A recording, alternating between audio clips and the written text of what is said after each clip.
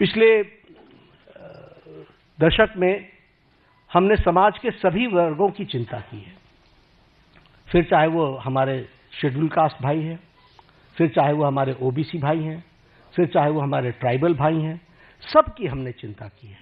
उनके लिए हर एक के लिए अलग अलग नीतियां, अलग अलग कार्यक्रम, स्कॉलरशिप्स इस तरीके से देने का काम भारत सरकार ने किया है। अब यहां पर मैं स्कीम्स गिनाना शुरू करूंगा तो एक घड़ी लग जाएगी, लेकिन all schemes dedicated to SC, ST और हमारे ओबीसी भाई, इनके लिए चिंता की गई। उसी तरीके से महिलाओं के लिए विशेष करके ध्यान दे करके विमेन लेड गवर्नमेंट, विमेन को आगे रख करके बढ़ाने का काम करना, यह काम भी हमारी सरकार ने बखूबी किया है। और जब हम ये विमेन की बात करते हैं, फिर हेल्थ के सेक्टर में आप ले लीजिए, right from conception to delivery, फिर डिलीवरी के बाद vaccination, all programmes have been taken by government of India, all programmes. उसी तरीके से मैटरनिटी लीव, उसको 12 से 26 वीक्स तक बढ़ाना विथ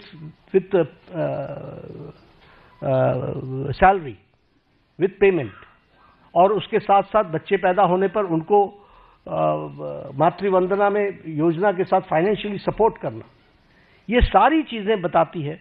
और उसी तरीके से अगर हम देखें तो महिलाओं को, फिर चाहे आपने देखा इसरो में भी जब तस्वीर आई, जब चंद्रयान पे उतरा था, तो सबसे ज्यादा आपको वहां पर साइंटिस्ट महिलाएं दिखी थी।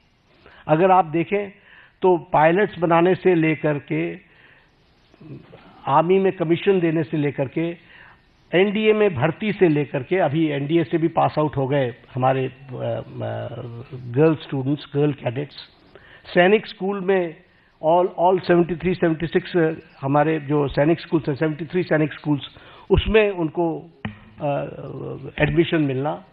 इसके साथ साथ लखपति दीदी, और लखपति दीदी के साथ साथ हमारे सेल्फ हेल्प ग्रुप्स को प्रमोट करना।